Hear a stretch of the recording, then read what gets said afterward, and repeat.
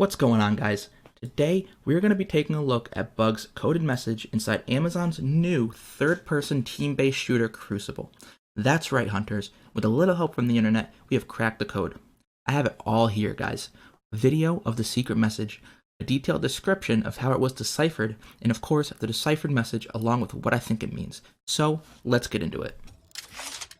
While in Crucible's hero selection screen, there are tiny lines of dialogue that get revealed by clicking on the character like so.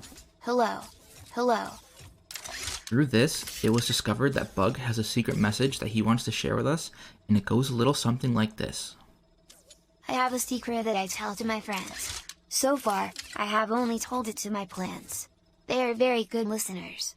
Since we are friends, I will tell you my secret. Here it is.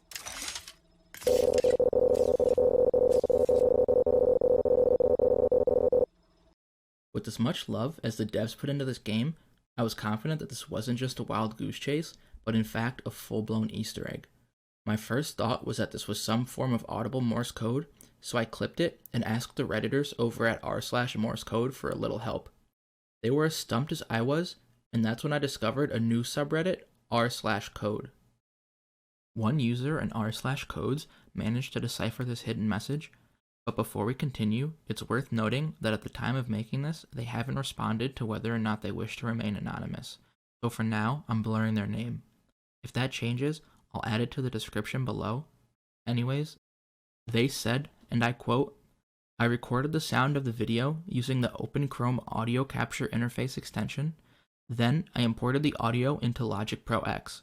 I slowed down the speed by half and zoomed in on the audio form. Listening to the audio itself was actually very misleading. It sounded like there were more dots and dashes than there actually were, and it was hard to tell which was which or guess the spacing between the words. But if you just look at the waveform with your eyes, you can much more clearly see what is supposed to be a dot and what is supposed to be a dash. I transcribed the Morse code by hand, but got a bunch of gibberish, and some of the characters didn't transcribe to normal alphabetic characters. So I assumed it was a substitution cipher. Turns out, it was just reversed.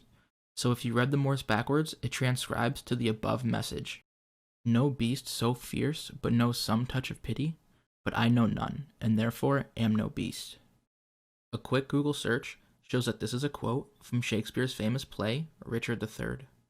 According to Wikipedia, the play is estimated to have been written around 1593, and it depicts the Machiavellian rise to power and the subsequent short reign of King Richard III of England.